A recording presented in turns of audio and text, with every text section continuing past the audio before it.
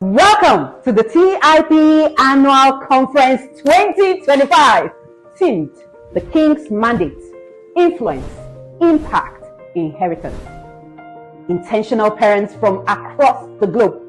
Are you ready? From rocking chairs in Lagos to night shifts in the UK, from prayer closets in Nairobi to kitchens in Toronto. Welcome to the largest online parenting conference on the planet. 8 years ago, we lit up with just a stack and 5 people in the room. Today, we are blazing with millions streaming live from across the nations. This is no ordinary event. This is heaven's assignment, a divine call, a holy convocation. Over the years, we have had testimonies of marriages being restored, prodigals returning home, and children finding purpose because one parent caught a revelation right here. Remember Queen Esther, obscure, ordinary, but positioned by heaven for such a time as this.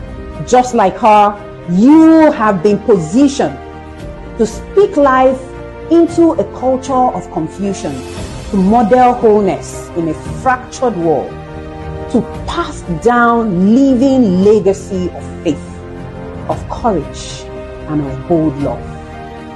This is the King's mandate to shape culture, to leave impact that outlives you, and to secure heaven's mandate. In 7 power-packed days with 40 world-class speakers, hearts will be ignited, homes transformed, and nations impacted.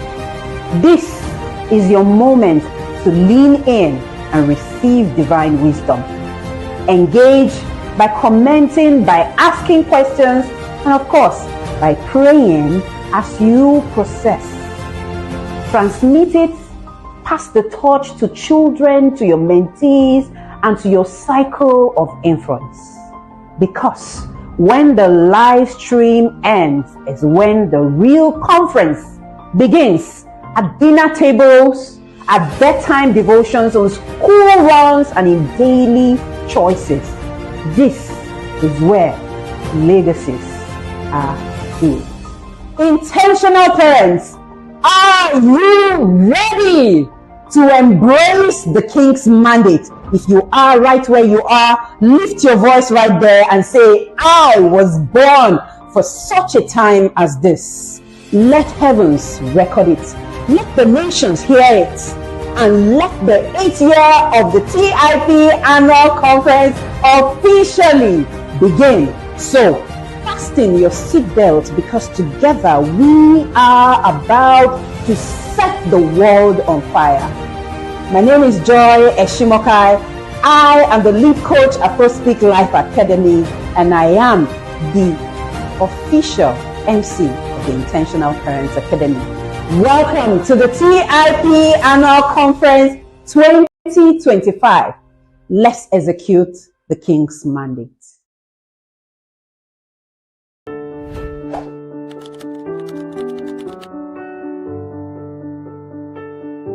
Hi, my name is Anita. I'm a level 1 yarder. This is my 2nd year in the yard. Look at me, I'm so excited because I love my TIP. Before I joined the yard, I think I knew some things about parenting, but I didn't know it was this deep. I didn't know it was a huge institution that you never graduate from. So I humbly registered and joined, and it has been mind-blowing experience. My eyes keep opening daily upon daily, because when coach comes to talk about any topic, it's so deep. Is it the voice notes that we get every day?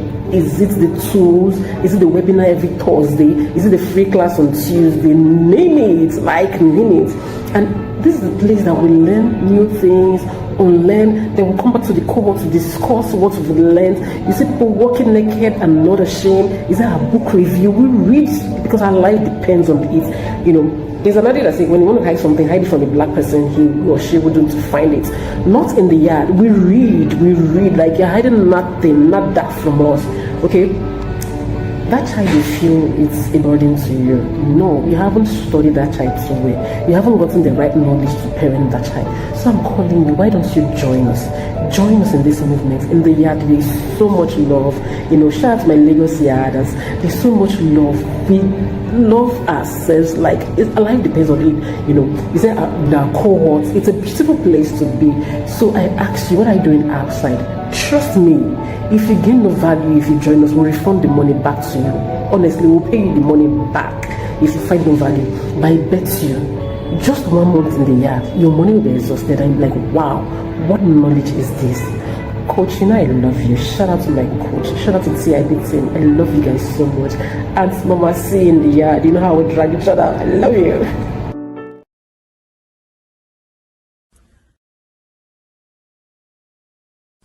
Hi guys, my name is Josh Stephen Go. My name is David Stephen Go. Hey, my name is Smith. Before I joined the Pro Speak Bootcamp, I've always wanted to talk. I just didn't know how. I was worried that people would want to hear my voice because my speeches were bad.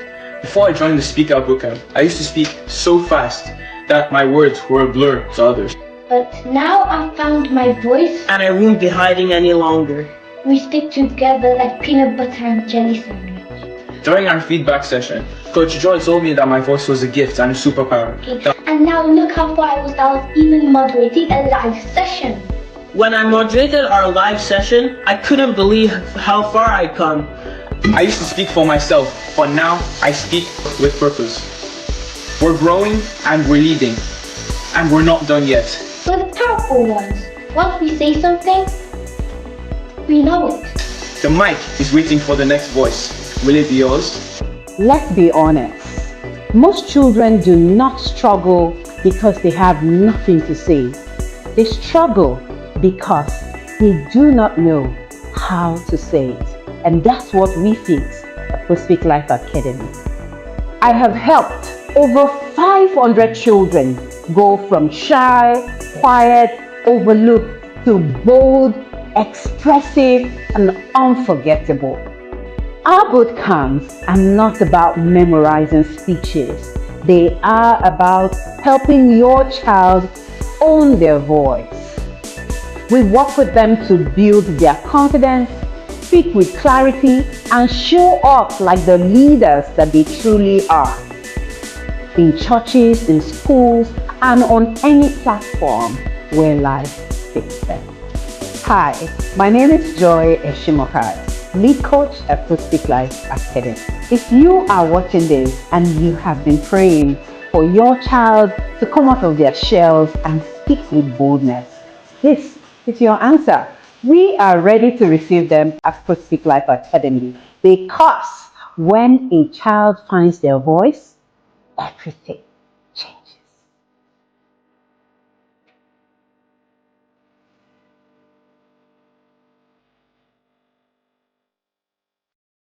This conference was born out of a body. It's not just talking parenting. It is to awaken purpose in homes, in families. Because when homes are aligned, nations are transformed. I welcome you to this prophetic journey. It's going to be 7 days of amazing journey. 40 voices, one king's mandate. And I pray that you don't just attend it. I pray that you encounter alignment, instruction, and divine direction for your family. Welcome to the Intentional Parent Academy Annual Conference 2025. This is not just another event. This is a move. My name is Wendy Ologi, and I'm called Africa's #1 parent coach. I'm the founder of the Intentional Parent Academy. Beyond all of the titles, I am just a vessel sent on a divine assignment to help you as a parent break generational patterns and raise children who reflect the heart of God. Enjoy the ride and see you at the end. Welcome, everyone. This is the 4th session of the 3rd day of the Intentional Parents Conference 2025. My name is Utitofon Lukaliga. And I am so honored to be your co-host this evening. Thank you, Coach Wendy, and thank you, TIP team, for this great opportunity. Wow, the last session was amazing. The last session was profound. Coach Chidozie came with the blue fire, but at the end, we got burned. Hello, Justin. How was it for you? Yeah, thank Hello, you so Justin. very much. It's so fun. Good. Yes, can you hear me, please? Yes, I I hope you can can. hear me. I can. Very well. Fantastic. Good evening, good evening, good evening, good morning, and good afternoon to all our viewers. Thank you so much for joining us yet on another session.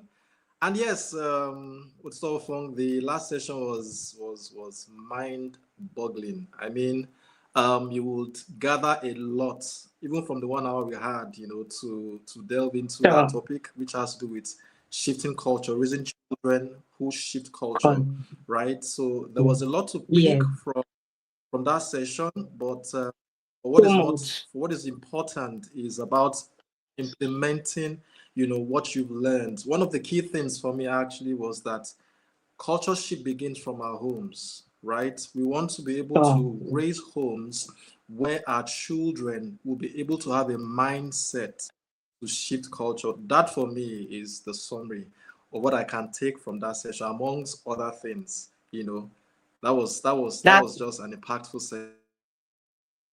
that was great. That was great. You know, when he said Okay, yeah, build that's for me. routines, when he said build routines, culture shift is more about rhythms and routines. I was just like, what? This is what happens when you get into the inner circle.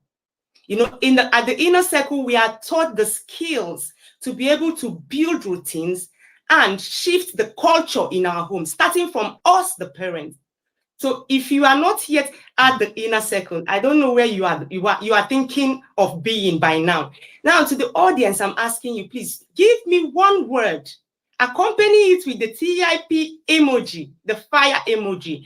How was this last session for you? So the comment section, I want to see you, yes. What was the last session like for you? Just one word, please. Empowering. Yes, I can see. Empowering. Okay. Yes, I see you. Oh, yo. That's wonderful. Awesome. Okay. Okay. Thank you so much. Beyond Thank you. So words, you can what's imagine. used to describe it? So that's right.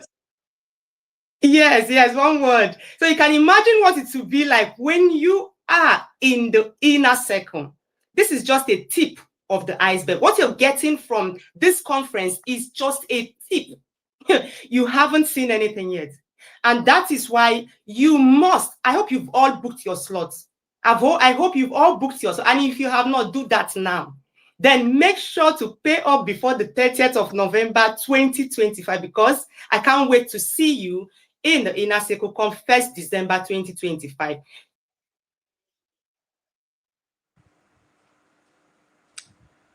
All right, thank you so very much. Let me just pick up from where she was saying. You would see below the screen there the details as to if you want to book a slot for 2026 Inner Circle program. Like one of the parents in the yard mentioned in the short clip for testimony, truth of the matter is once you pay that money, after a month, you realize that you've exhausted the actual value for what you paid for. And I can bet you that once you start that journey, right, you will not have any reason to want to draw back from taking that first step. Parenting is a skill. It's not innate like the most people would think about out there. Okay, because I have children, I would know how to parent. No. It's a skill that you would learn, and no better place to learn that skill other than the inner circle. So if you've joined us on Monday, you were with us yesterday, and today is Wednesday. You've not yet decided on whether you want to join the inner circle or not. This is me encouraging you. be you a father, most especially a father. You want to stay behind for today's, for the next section, because it really speaks to fathers, right? Or you are a mother. You are still indecisive. Oh, should I not? This is me telling you, you really want to make up your mind and book a slot for next year's inner circle program. And I can bet you from experience, I can bet you it's one of the best decisions you would ever make in your life. All right. So right now we would take a break as we take a short video clip on the speaker that we're inviting forward. Media team, please.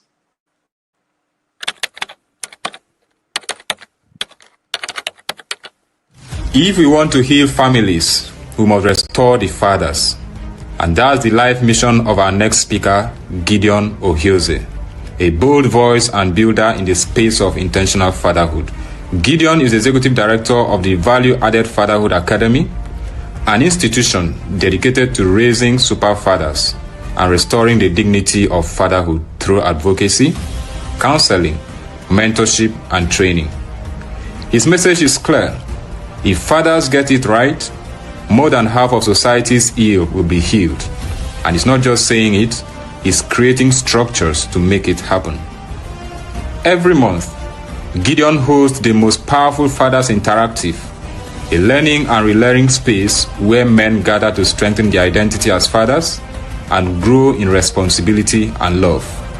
He's also pioneering the spiritual arm of this vision, the Alliance Praying Fathers, a monthly fellowship exclusively for fathers who desire to lead their families from a place of prayer, vision, and spiritual leadership. Gideon is deeply passionate about the quality of men our homes are producing, and is convinced that the solution to many of our generational struggles lies in fathers' presence, fathers' learning, and father leadership.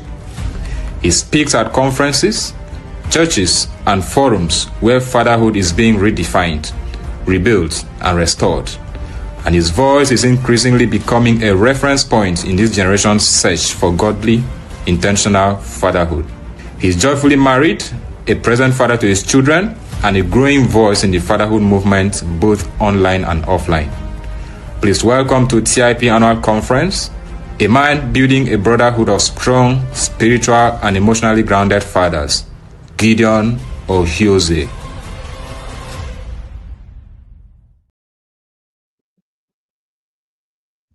Fantastic. I'm so excited, sir. Good evening, sir.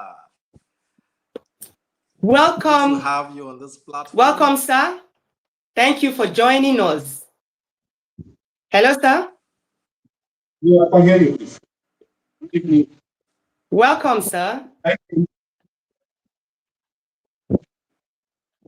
Oh, welcome, sir. Thank you for joining us, sir. So you have to hear me, please.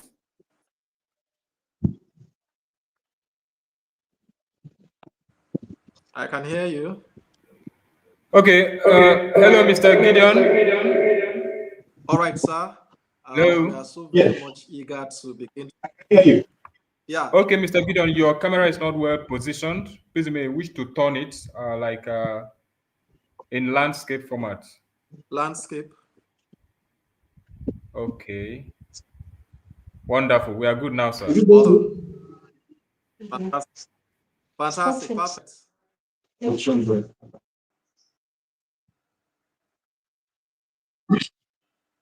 Hope you can hear us, sir.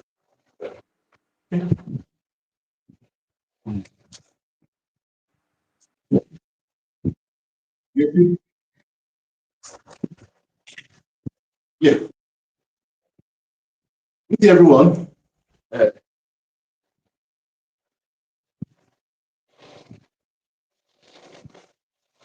Well, we are happy. I'm excited to be here today as part of this year's TIP conference to talk on fatherhood. I want to appreciate the founder of this initiative, Wendy Ologe, the TIP Academy, and every person who is connected to that for putting this kind of program together. For once, I'm excited that fatherhood issues are coming to the front burners of our societal, political, and religious discourses. And I'm trusting that as we begin to engage concerning issues like this, that our families will be whole, and ultimately our societies will be healed and become better places. Now, this evening, I'll be looking at when fathers lead. That's the topic I've been commissioned to talk about. When fathers lead.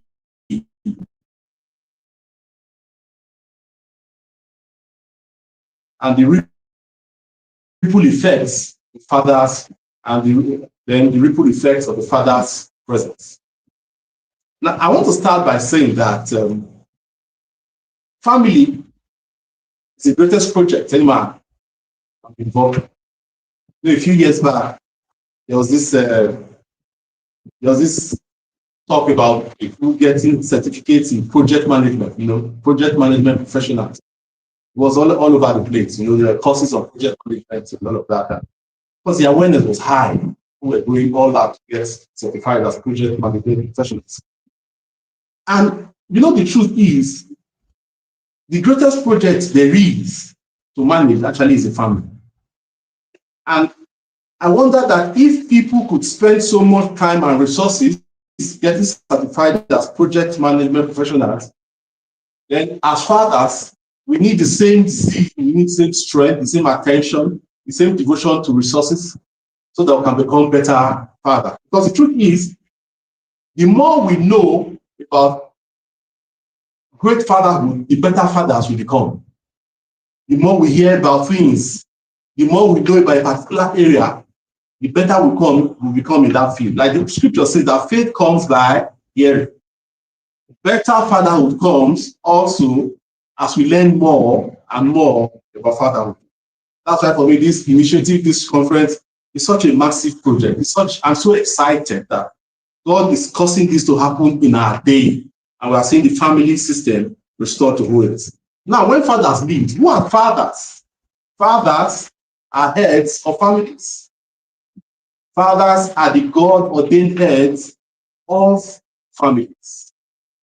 And headship also carries with it a sense of leadership. Headship carries with it a sense of leadership. Headship and leadership go hand in hand. And as fathers, God has ordained us to lead our families, to guide our families, to direct our families. And before I delve into that, I want to say, who is a leader? Who is a father leader? And from this definition, I expect that as fathers, my fellow fathers, will begin to understand the depth of the assignment God has given us as men to lead our families. He said, who is a leader? A leader is someone who guides. A leader is one who guides. So a father is one who guides. A father is also one who inspires. And a father also motivates family members towards a common goal. I'll go by the day. A leader is someone who guides. So a father who is a leader guides. A father who is a leader inspires. And a father who is a leader motivates his family members towards a common goal. And from these basic definitions of leadership, we are beginning to see that the long-held belief that a father's role, responsibility, is to provide, provide food, provide shelter, provide clothing, provide education, have become like the elementary terms of fatherhood.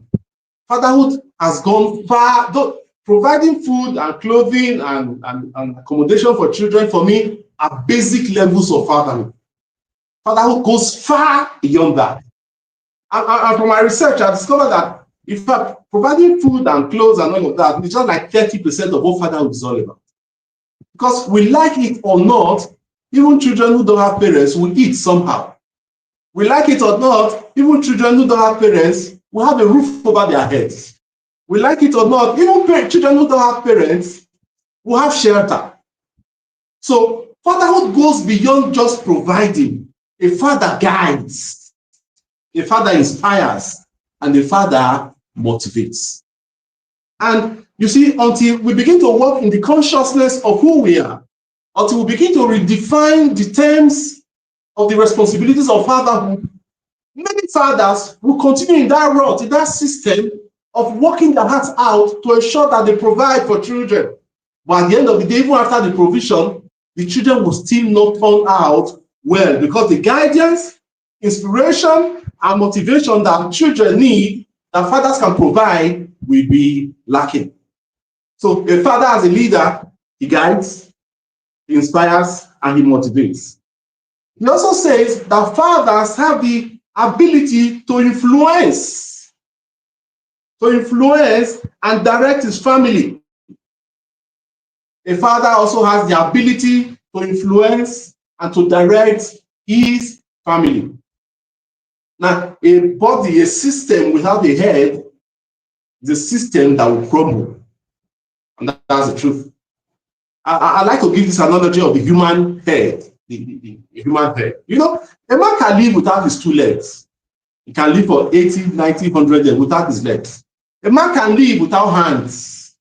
A man can live with one kidney. A man can even be castrated and emasculated and still live. But no man can live without the head. No man can live without the head. If you cut off a man's head, it's just a matter of minutes, the man is gone. And that goes to show the value, the importance of fathers. And, you know, for too long, our society has been drifting in a negative direction because fathers have not a reason to take their place. And primarily, I would also blame some of us because we have not really understood what fatherhood is all about. But initiatives like this, by the grace of God, will open our eyes as fathers to begin to understand the role we are expected to play in the lives of our children. Another thing about fatherhood is that a father is likened to a shepherd. He says, strike the shepherd and the sheep will scatter. Strike the shepherd and the sheep will scatter. And there are so many families out there, so many young destinies out there that have been scattered because fatherhood has been compromised. But it's a new day for us because as we begin to walk in the consciousness of who we are as fathers, as we begin to take our place, we see a new dawn for family. We see children aligning and finding their destiny, fulfilling their destinies. Now, one common thing we hear, of course, when we talk about fatherhood, people say, oh, my father was not there, but I turned out well. Yeah, you turned out well, but you would have turned out better if there was a father present. That's the truth. If a child turns out well without a father, the child would have turned out better with a father. And that's why, as men, we must accept this responsibility, must be part of our family systems, and not just leave everything to our wives. We must be present, that's for our children. And I tell men, it doesn't matter how you became a father. It doesn't matter how you became a father. But now that you're a father, take charge of your children. Take responsibility for father, so that your children will not go and become a burden on society. So a father, a leader is someone who guides, inspires, he motivates others. Then I also want to talk about the fatherhood presence of fathers. And I want to draw a very tiny balance, because many times when we talk about presence is not just physical. Presence is not just physical. If you are present as a father, what I tell fathers is ensure that your presence with your family is a presence. Make your presence with your family a presence. Let your presence with family count. And I'll tell you the story of a man called Saul in the Bible. He was a present father, but Saul's presence in the life of his children brought disaster to his children. Saul was the first king of Israel. I mean, that was a rare position, the first king of the nation of Israel. And he had 6 children, 4 sons and 2 daughters. Now, because of the reckless life that Saul lived, we are all aware of the fact that, how Saul went after David, chased David on the better part of his reign because he was jealous of that young boy, and how that he broke covenants, But guess what happened? At the end of the day, There was none of Saul's offspring that died the proper death. And it's so painful, it's so strange. Now, Saul's first son, Jonathan, for me, is one of the finest men in scriptures. I mean, if there were to be a roll call of the finest men in scriptures, Jonathan would be one of them. Because Saul, because of the life he lived, the reckless life he lived, in spite of the opportunities God gave him, he died on the same day with Jonathan and two other brothers. In one day, 2 generations of Saul's family were wiped out. He was a present. I want to draw a distinction, because sometimes when you tell me to be present, say I'm present. But we need to go beyond just being physically present, to be present intentionally, to be mindful of the things we do when we are present. Now, Saul lost 3 sons a day. 2 generations of the family wiped up in it. Now, the only surviving son of Saul that was left is Ishbosheth, king of Israel. But it didn't last for long. One day, Ishbosheth was sleeping, and 2 of his servants went to his room and got up to them. 4 sons died through son. Then, one of the daughters, 2 daughters, Miriam and Michal. Miriam was the girl who was supposed to have been married to David. Because when Goliath taunted Israel, Saul came with, he made the pledge that, well, to defeat Goliath, will marry his daughter and be exempt from taxes in Israel. Now, as at the time of saying this, Saul did not know that the man that will defeat Goliath come the next king in Israel. In a way, he had enrolled his family into royalty for generations. But because of the fact that he lacked integrity, because he was jealous of David, Saul went all out chasing David, and he ended up not giving Miriam. Instead, gave Miriam a man called Abiel, when she had 5 sons. And that's the broken covenant. He was present, but he had no regard for agreements. A few years after, he was discovered that his second daughter Michal was in love with David again. And instead of Saul to use this as an opportunity to make things right, he saw it as another opportunity to harm David. Now, what did he tell David? He asked him to get him 100 foreskins of the Philistines as bride price to marry Michal. And before the appointed day, David had gotten 200 foreskins as bride price. So Saul had he just couldn't do anything. He ended up giving Michal. But the same Saul still went after David, trying to kill him. It was who Michal and helped David to escape. Again, Saul gave Michal another man. Now, I want us to know that Saul was present. He was not an absent father. Saul was present, right? Saul was rich. He was connected. He had all the power. But because he didn't understand how far, he didn't understand the depth of father, and how that a father's actions, the seeds that father sow, will be reaped by the children, he messed up the lives of his children. And guess what happened to his 2 daughters?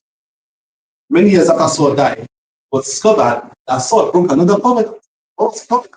He had killed the Gibeonites in contravention of a law, covenant that was in place many years before. And the Gibeonites were called. How do we remedy this situation, this family? He said, give us 7 sons. 7 sons. And who did David go for? David went for 5 sons, Miriam, and another 2 young men that one of his concubines had. So Saul's 2 daughters died childless. The first one, Miriam, died because she lost all 5 sons in a day. And the other one, Michal, died because she didn't have any children. Who were the daughters? Can you imagine that? And Saul was present. Saul was in the house. So I'm telling this story to help us understand that it is not just enough to say that I'm present as a father, I'm at home. No, you must be present and determine that your presence will be a presence, that your presence will be an advantage to your children. What about David? David was the present father. I mean, there's no. Before I go to David, let's go back to Saul. When I look at the life of man called Jonathan, the first son of Saul, Jonathan's life would have been far better if there was no Saul in his life. If Saul died, and if Saul was an absentee father, Jonathan's life was better because Jonathan was one of the finest men in the scriptures. And what killed Jonathan was association. So now I'm saying this for fathers to understand that it is not enough to be physically present. It is not enough to say, I have all the money. No, it's not enough to say, oh, I give them everything they want. The sons of Saul were never hungry, but he left an inheritance that fed him on his children. At the last count, none of Saul's children died. That was the father. So, my dear fathers, I want to encourage us. It's not enough to be physically present. We must make up our minds that our presence will bring good to our children. Yes. We must make up our minds. We must determine in our hearts that my presence in the lives of my children will be. We're talking about the ripple effect of fathers. Now, I talked about Saul. He was not made. David too. David was a present father.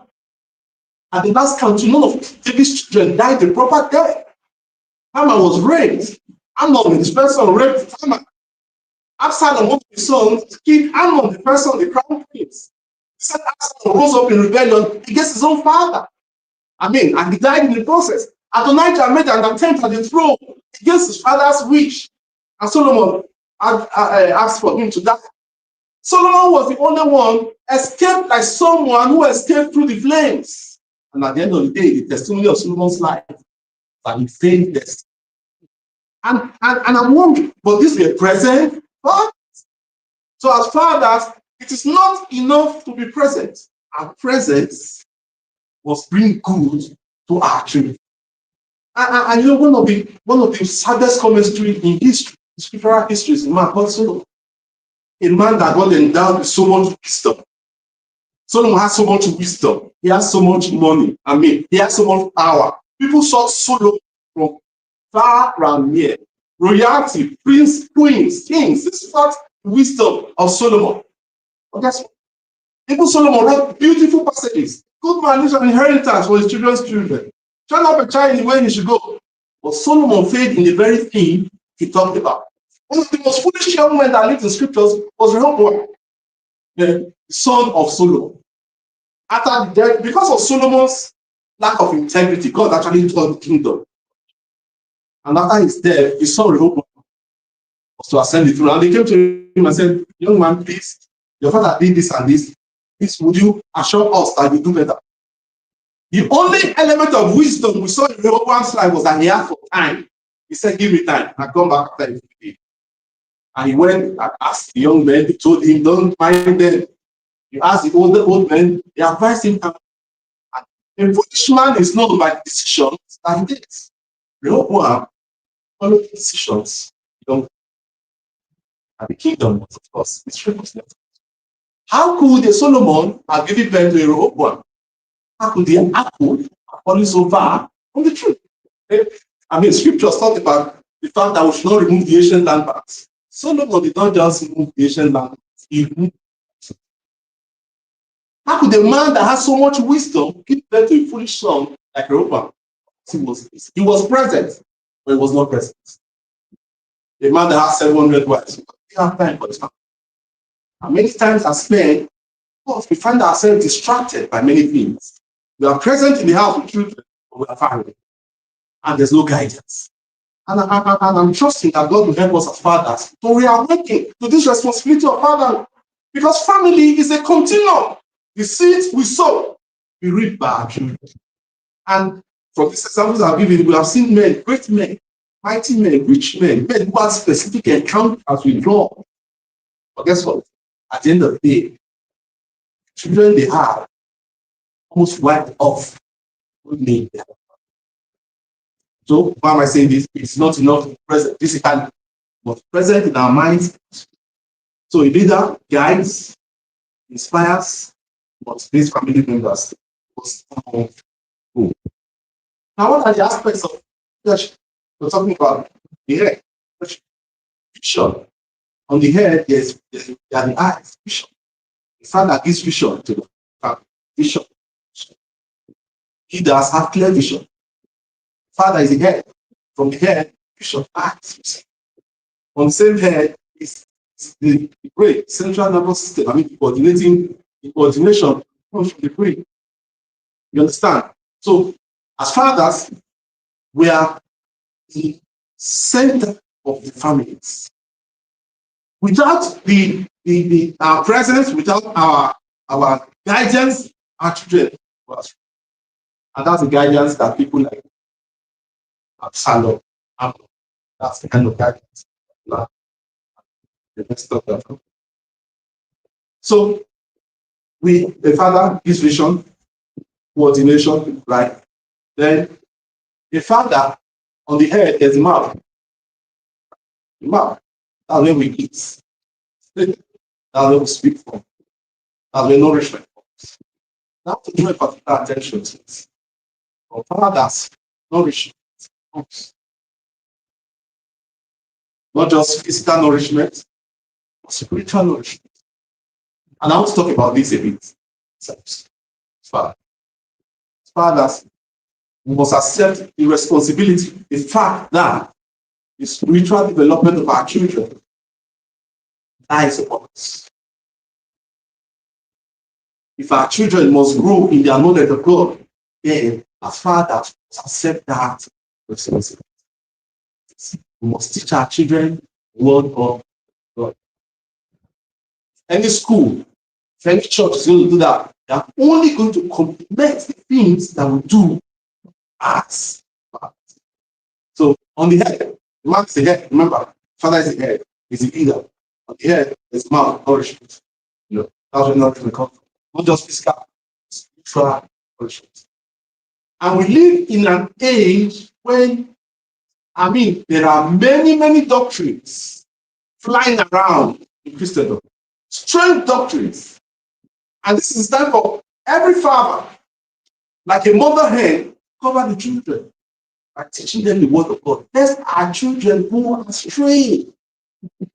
We live in very critical times. And we must make the spiritual development and growth of our children, must make it a priority. Our children must grow to also know God and God. Will not be like Joshua. In Joshua 24, verse 15, Joshua said, as for me and my house, we will serve the Lord. Because there's no record where Joshua's children served God. But after the book of Joshua, it's the book of Judges. And 3 times in the book of Judges, it says, in those days, there was no king in Israel. Every man did as he saw fit. And I've been asking myself, did Joshua just say that thing and go to sleep? What happened to Joshua? So fathers provide nourishment. They provide nourishment. Now, on the head, there are the nostrils, the nose. That's where we breathe. If the nose is covered, life goes. Just imagine the uniqueness of fathers. Say one it's too late to cry when it's hot. Just imagine the uniqueness of fathers. On the head, there are the ears. And biology tells us that the ears are for balance. With the ears, we hear. We detect things, we hear. So in the same way, fathers are balancers. Children's destiny. Fathers balance families, balance the destinies of their children. As fathers, must awaken to this responsibility. On the head, there are eyes for vision. There's a brain, central nervous where everything is coordinated. There's nose, where we breathe from, the very essence of life. From father. On the head, there's the mouth, you understand, where we get nourishment. So as father, to understand that anything happens to us, my father wants to compromise. It's not just us that are going down, our children are going down. No. Then, lastly, on the head, the mouth, tongue where to taste, good, bad, sweet. Tongue is not there. Everything will be insipid. Everything will be tasteless. Now the father, life can be tasteless. So as fathers, let us awaken to the fact that our position is compromised. We are not there for our children. We have set the base for something that home for generations. Because anything you do not do well as fathers has a way of trickling down the lives of our children. As fathers, we stand at the intercession of many generations. Yeah, intercession of many generations. What we do now or fail to do will have far-reaching consequences on our children and generations. Like Mama said, he said, children are messengers we send into a future will not be. That's true. We must ensure that sending good messages in the future. I want to look at the example of the father who was present. We're talking about the ripple effect of the present father. Ripple effect of the present father. Like, this man was not just available physically, was present emotionally, connected. I'm talking about the man called Jethro. Jethro was the priest of Midian. Jethro had 7 daughters. Was the priest of Midian, was a shepherd. He had 7 daughters. Now, this was a father who was present. That's why we're looking at how their lives affected their generations, their families. Number one day, Jethro sent his 7 daughters out to the well to fetch water the flock. And when they got there, the 7 girls got there. What happened? Some shepherds came and they chased the girls away. But at that very moment, as shepherd chasing girl, was a man called Moses. During that very period, Moses had run away from Egypt, from Pharaoh's wrath, and he found himself in Midian. He sat by a well. Coincidentally, it was the same well that the daughters of Pharaoh came to. And when Moses saw those shepherds chasing those girls, something rang off because he was a victim of oppression. At the time he was there, he was a fugitive to the second degree. He was an Israelite, grew up in Egypt, was a fugitive, an alien in Egypt. Now he was an alien in Midian. So he goes to their rescue and delivered. And he didn't just deliver them from the shepherds, fetch water for them and water. And the girls were back. And the story tells us that when they got home that day, their father, Jethro, the priest of Midian, not an idle man who had nothing to do. That's what he said. He said, how come you girls came back so early today? Which shows that Jethro had an understanding of how long it took for the daughters to go to the well and return. He was an observant man. If you must make your presence at home felt, then you must observe. How come you girls came back home so early today? And they said, and you know what I'm saying this? You meet some fathers, some things are happening under their roofs, and you don't know.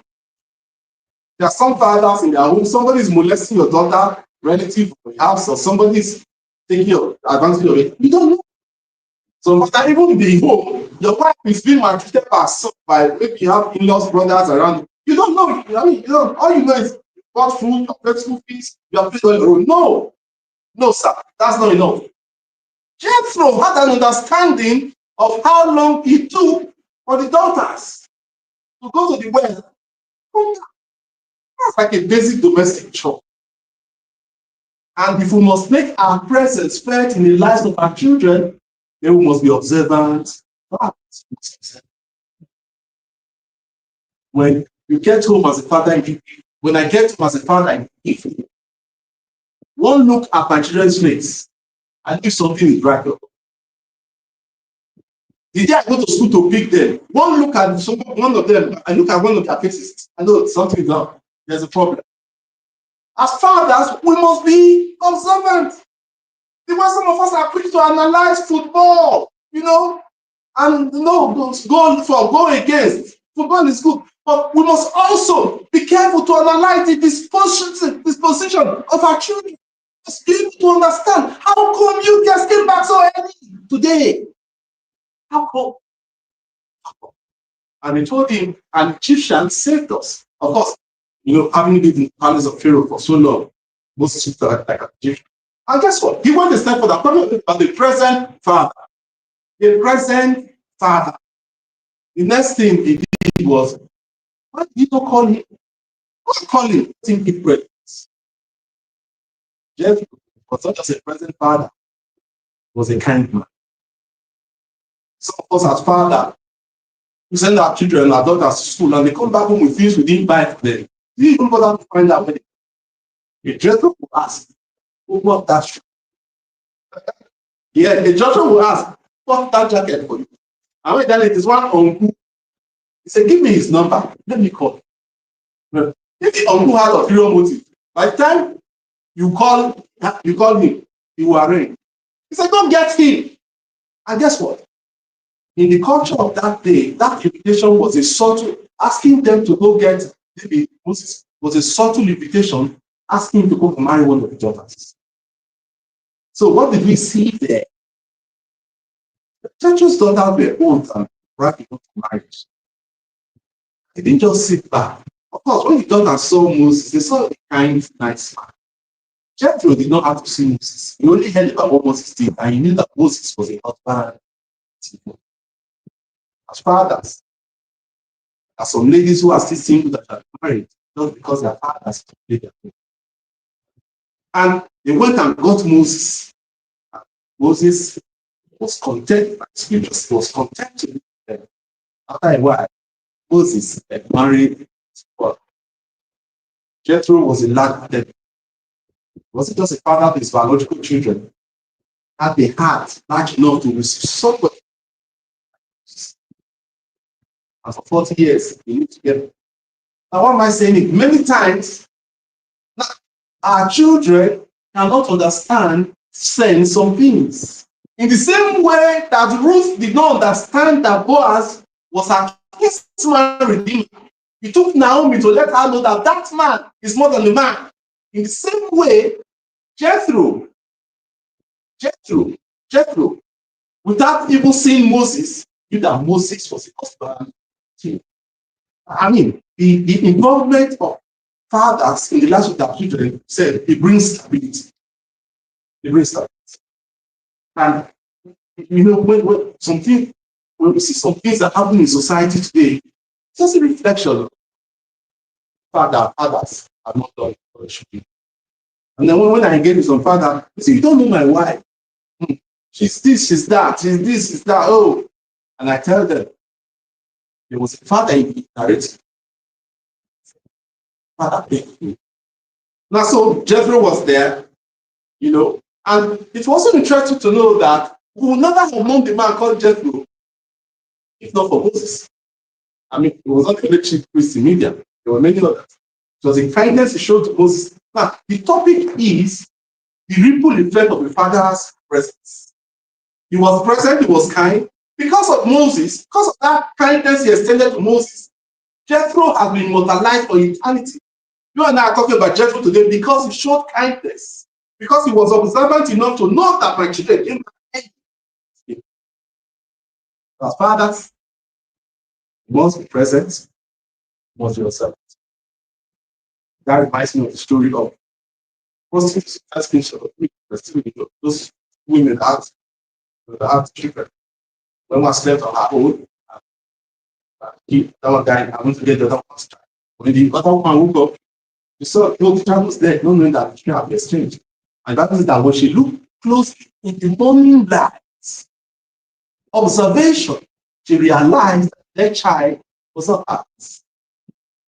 Challenging my fellow fathers, please. Let's observe. Let's observe our children. Same way we are careful to analyze projects, analyze the economy, analyze the weather. Let's also be careful enough to analyze our children. Because we don't have forever. This is true.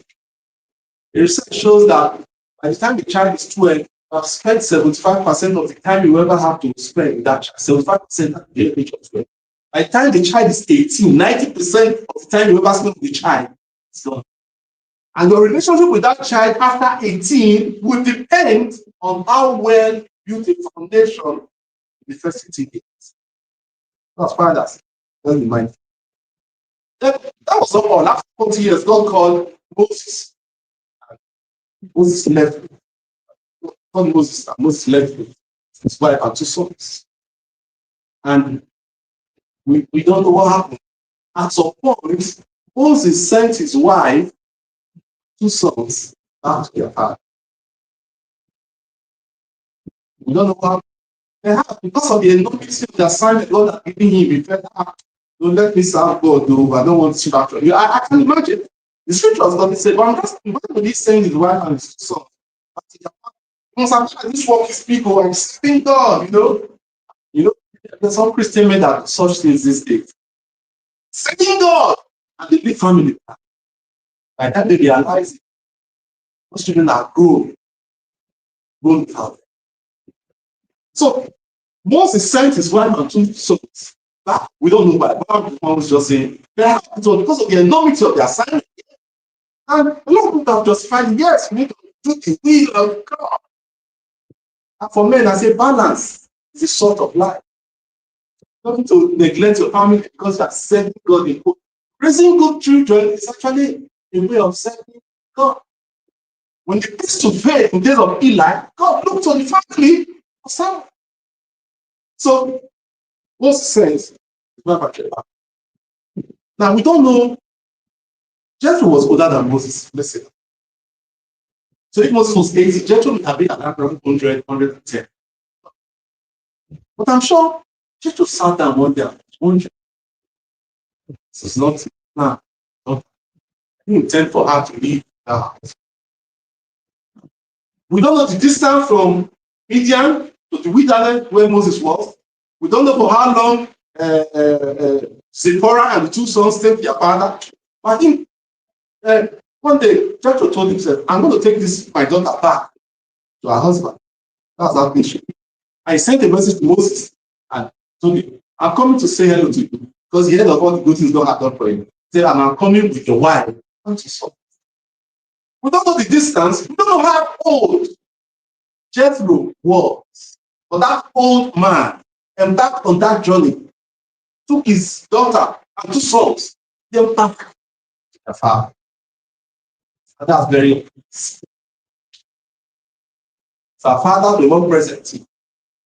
Number of broken homes we have today. I can imagine if Jethro was alive today, he would have said, what nonsense. Who is he? I picked Moses up from nowhere. He didn't have a job, he didn't have a house, he was a wanderer. But Jethro went back on that journey and took his daughter and 2 sons back. That's very, very simple. But what about the ripple effect of the father's presence? Jethro was not just there when the daughter to initiate that marriage. He was there to ensure that that marriage established. We are worried at the number of broken homes in our society. About the number, the large number of broken homes in our society. Divorce rate is skyrocketing. But you know what reason? Our fathers are not taking. And you know what? When Jethro got to Moses, following day, he sat down and saw that Moses was one doing all. I told him, my son, he will die like this. He learned to Jethro. So far, Christian fathers.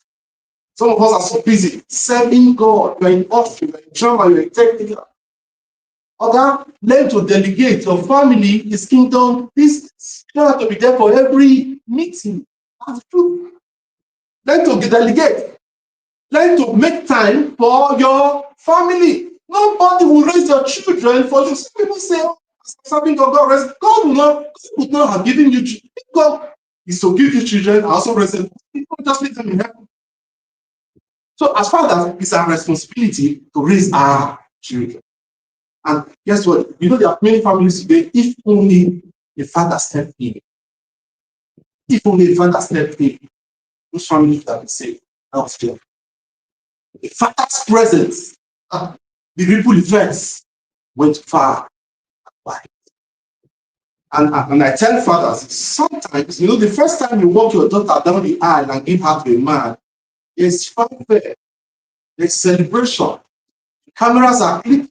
The video people are there. There's so much harassment, so much noise. We are eating and drinking. But for some fathers, you may need to walk your daughter back to her husband's house a second time. And the day you do that second walking back, there will be no cameras. There will be no, it's not a celebrity event. To be a very humble journey, go back to home. It takes you back to our husband.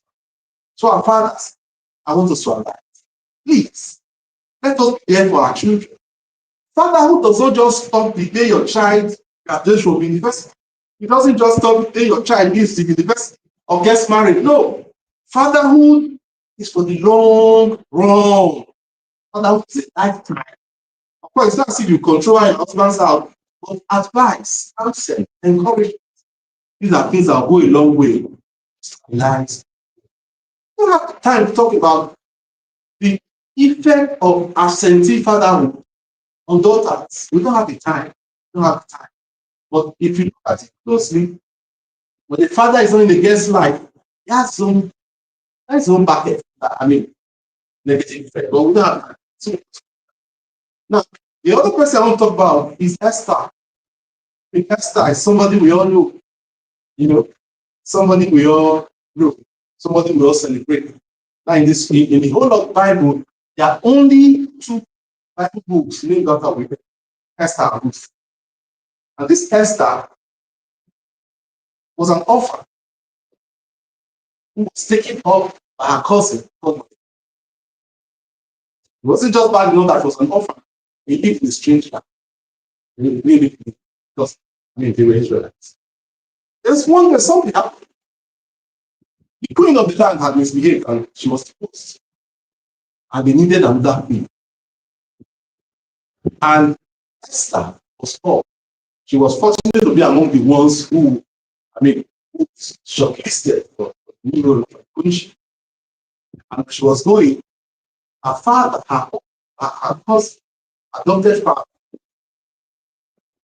told her, do not reveal identity. Do not reveal your identity, your nationality, where you come from. And you are told that when Esther got there, she didn't reveal her identity. That's the present father. Your daughter is going on the journey. All he had for her were advices. Thank God for going to ShopRite to buy things. But you must make time, sit with that girl, sit with that boy. And advice. Was advice. She got there. And the Bible tells us that every day, they were kept in the particular premises. It was a courtyard. And every day, Mordecai walked by the courtyard. Because it's not as if he was seeing Esther, but there was a heart-to-heart connection. Present fathers care. Present fathers, they are concerned about the welfare of their children. Every day he walked by that courtyard. And eventually, Esther was chosen as queen.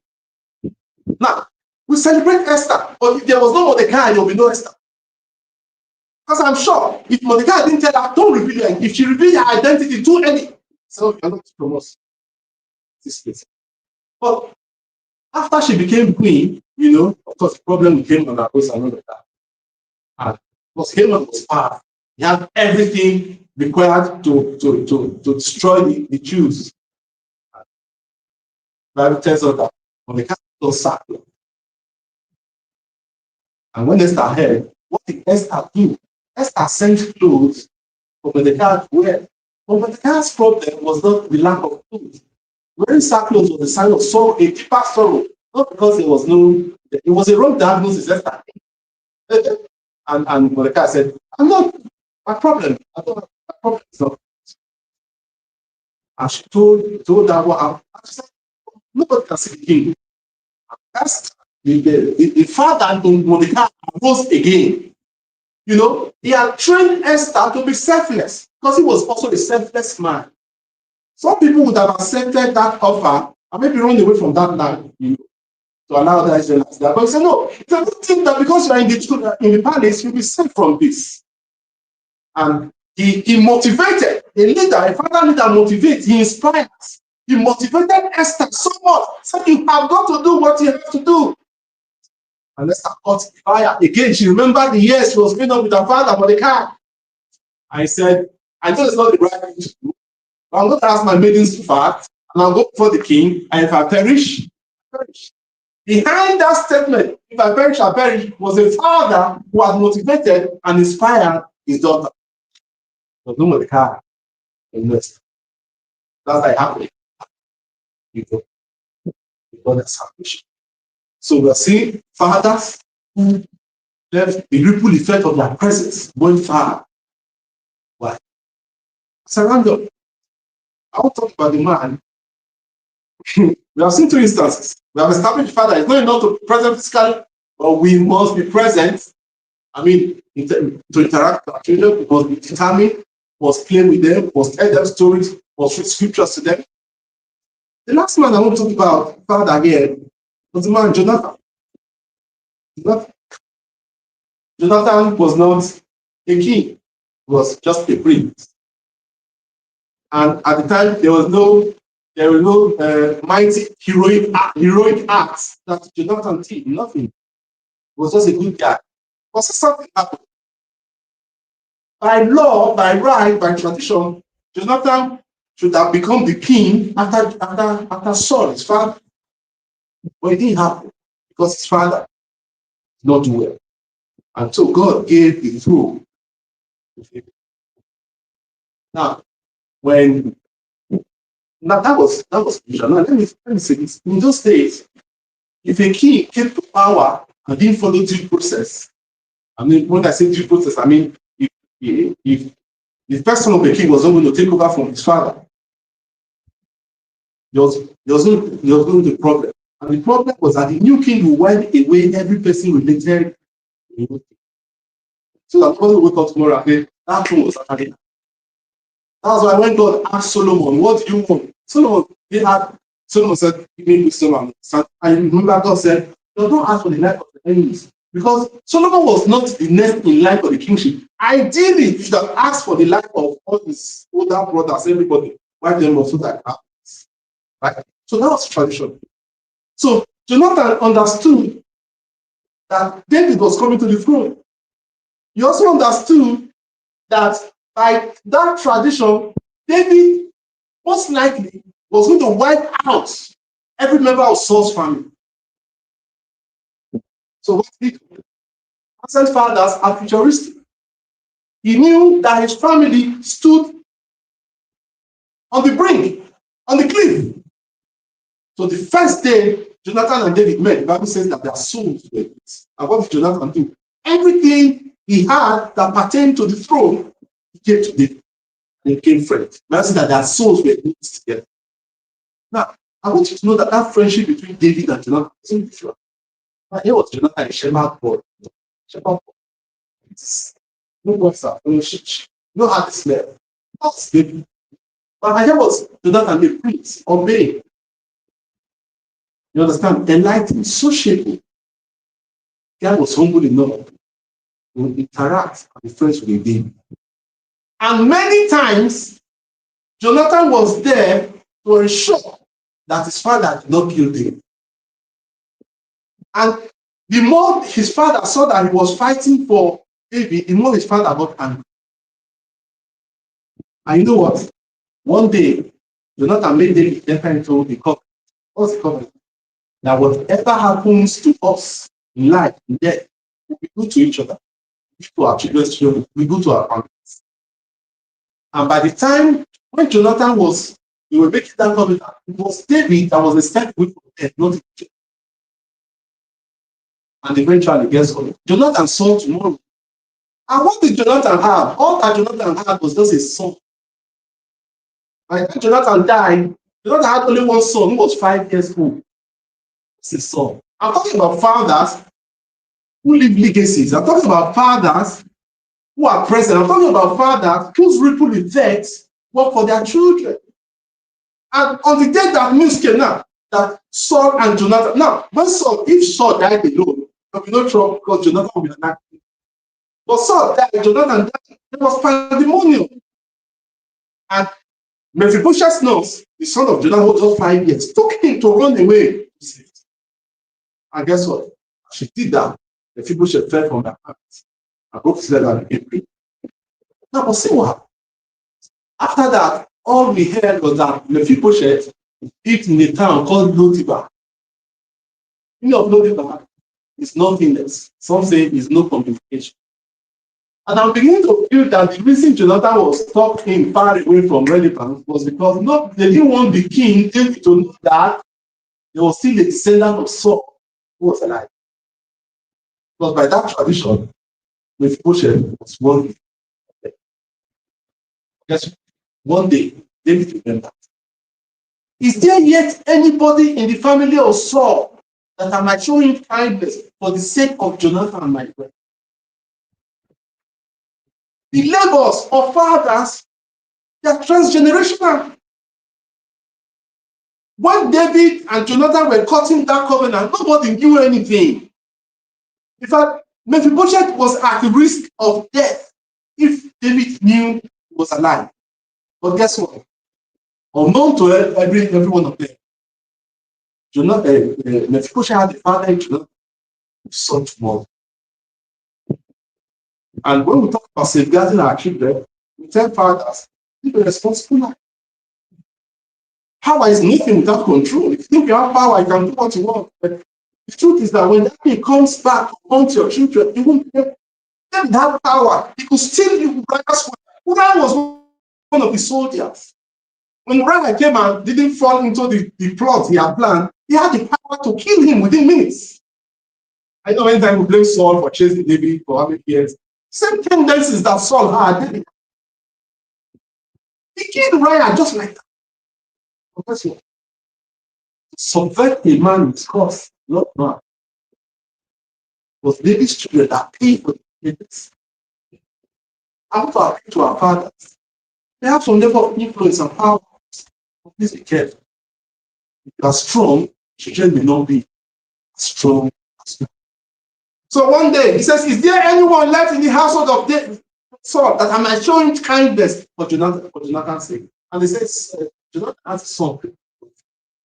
And when Jonathan came, Mephibosheth came to the palace, you know what he said? He told David when David he said, why is the king mindful of a dead dog? Which means in his own estimation, it was a dead dog, he was gone, not even a dead man. So a dead man is even better than a dead dog.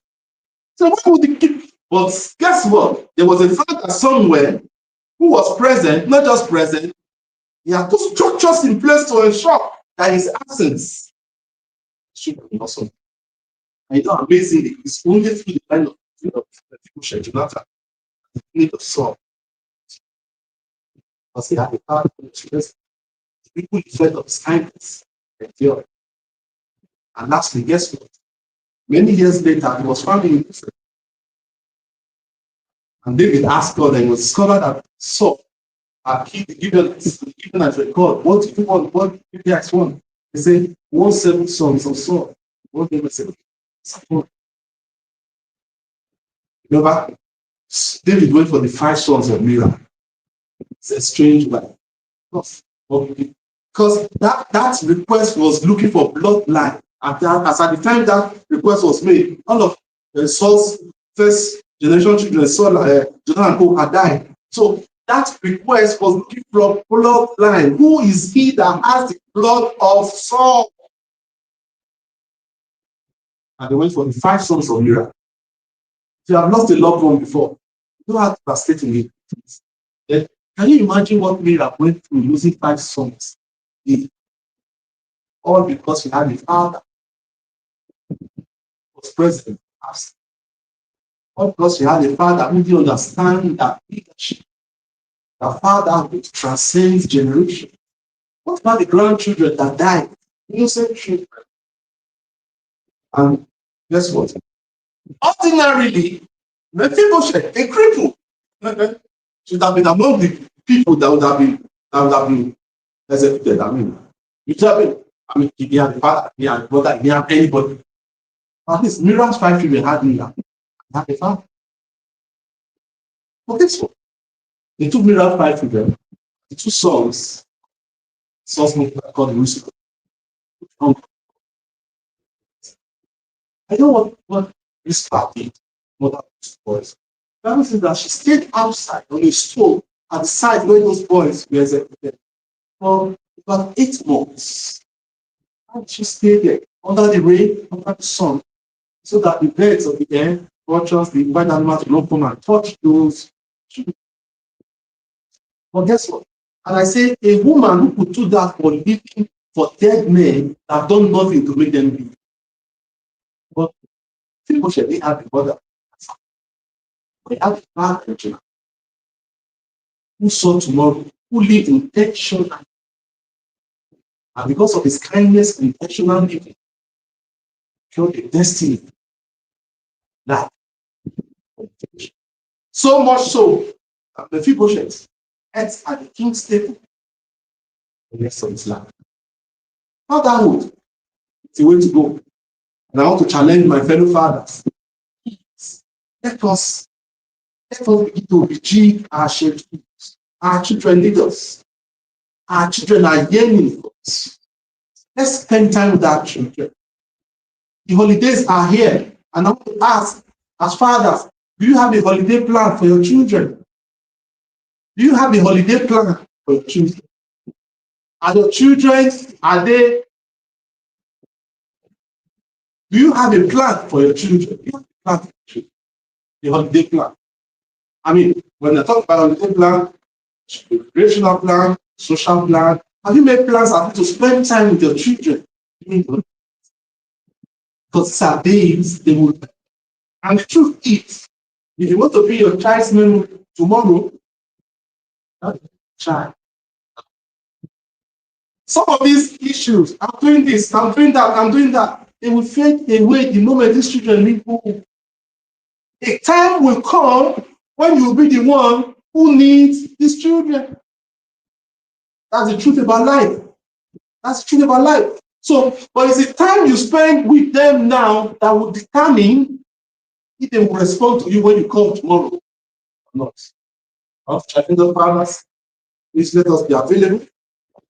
Let us lead our families. Without us, we are the shepherds. When the shepherd, if you strike the shepherd, sheep will scatter. So let's be present. Let's pay attention to our families. Let's spend time with them. I tell some men, I say, if some men, it is good to watch football, but if some men dedicate the time they dedicate to watching, half of it to stay with family. Exciting.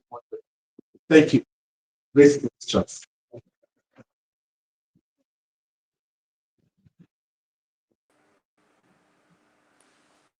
Alrighty, thank you so very much, Coach Gideon. We really, really appreciate your very impactful session. It's bumper to bumper, as in the words were flowing, and we're entering. God bless you so much, sir. Thank you so very much for having us with this. All right, you can go for it. Thank you so much. Fantastic. Thank you so much. I can hear you. Wow. Thank you so much, sir. So we'll give you some time to take a walk. Wow. So we are going to give you a few minutes to take a water break so that you can refresh, and while we take the questions from your session. Thank you, sir. We are so grateful for that session. It was powerful, yes. Thank you. Okay. So Justin. Hello everyone, my name is Christina Daisy, and I am an Intentional Parents Academy member. We call ourselves the Yadas, and I've been in the Yard for 4 years and counting, a proud level 2 Yada. The inner circle has been transformative for me as an individual, and it has rubbed off immensely in my family, in my home. I joined the inner circle sometime in 2021 when I just started my journey as a parent, and as a young mom I didn't know so much about how to raise my children in the way that I envisioned. I had it in mind, but I didn't have an execution plan, and so the inner circle gave me a blueprint and gave me a manual on how to begin to raise my children. And I am so grateful to God and to Coach Wendy for being an instrument that God has used to help me to become a very intentional parent who is raising wholesome children. And I'm no longer fidgeted or scared of how my children are going to turn out, because I know that they are going to become who they are supposed to be by implementing the things that are taught in the yard. I am so proud of my journey. I'm so proud of being in this yard, because a lot has been transformed about me. A lot has changed about me, about my family. And I'm also grateful that because of the transformation that has happened, my spouse has been able to join me in the yard. Something happened that was so profound for me sometime as the section of the school was closing.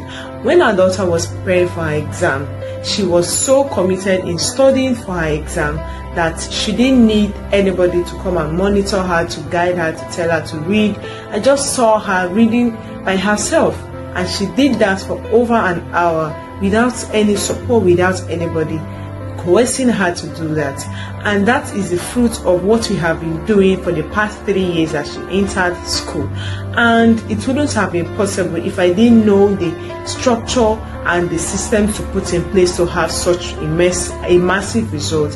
And I'm so grateful that the result is also worth it at the end of the day. This is one of the many testimonies that the inner circle can give to you. And I urge you, if you are not in the yard yet, to book your slot right away and be a part of the inner circle program for 2026. If you are not there, you are going to miss a lot. And don't forget that flood is coming, and we are waiting for you in the yard. See you in 2026.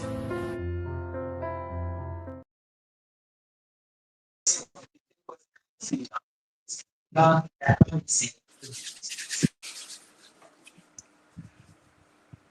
right. Welcome back. Thank you once again, Coach Gideon. Seems like you can't hear me. All right. Thank you once again, Coach Gideon, for such an impactful session. And very big shout out to all our fathers that has joined in on this session. You would agree with me that this is a clarion call to all fathers, whether active fathers. This session was specially curated for fathers in the house. And I want to say to all fathers that you are MVPs for joining this session. Guess what? You can be an MMVP when you join Inner Circle next year. There are lots and loads of things to learn as a father. Thank you. I've picked a lot of things. You would agree with me as well. A lot of insights that has come out of this session. If you've learned something, speaking to all the viewers, drop it on the chat room. One thing struck out for me, as a father, I would learn and I should learn to observe. What was that thing for you as a father, as a mother, as a potential parent that struck out? Writing it to register. I just type it in the chat room. Talk to you, type it. I want to be an observer. I want to be a father that guides. I want to be a father that inspires. I want to be a father that motivates. All right? And I believe all of us have picked those things section. It's fast spent. If you have questions, you can drop in the chat room. I'm sure they will be addressed. On the final notes, Coach Gideon, I would love that you give us a parting note so that we can use that to rest for the night and take the rest of the day for those of us that are not yet in the night. Coach Gideon, just a parting word from this before we draw the curtain next session. Okay. Yeah, thank you very much once again to back. Well, to my fellow fathers, I want us to understand that it's possible. It's possible to be super fathers.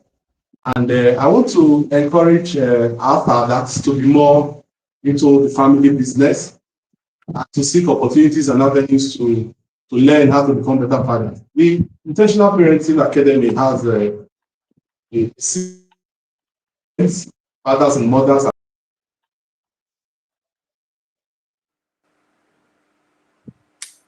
Oh, I'm so sorry. I guess we lost our coach, Coach Gideon. So there you have it. Thank you so very much for sticking with us up until this time. We have another session coming up shortly. So let's hang around, stay behind as we'll be back to glean from the field of knowledge. Thank you for staying around thus far. See you in the next section. God bless you. Ndeonu, afam bụ Dabelchukwu. Abụ m onye agụgụzipụ na Anambra Steeti. Adị m afọ 9. Abi m United States of America. You probably didn't understand what I said. And at a point, I didn't understand what I said either. I was once like you. I didn't know how to speak my own culture's language. But by the help of my mother, Noyenu, and her books, they empowered me so that I can be able to know how to speak the Igbo language. Did you know studies egosigo na ụmụaka ma asụ asụsụ be ha grow up with stronger emotional stability, self-worth, and cultural intelligence? They feel connected, rooted, and heard. That's why we created the Umomi book series that are bright, fun, and colorful. They are bilingual, full of everyday regular sentences. Whether you are fluent or you're just starting out, these books meet you wherever you are. Look at what our parents in our community are saying. My 2-year-old can count up to 10.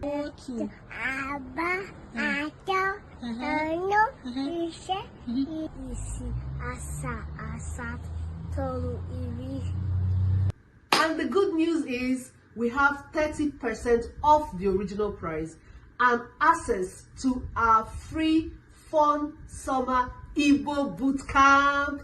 We have distributors all over UK, US, Canada. Click the link and get started. Kamuti Igbo, Jezumba Nile. Imeela Coach Nonimaka ịkụziri anyị asụsụ Igbo. Chukwu gọzie gị, daalụ rinne ka ọ dị.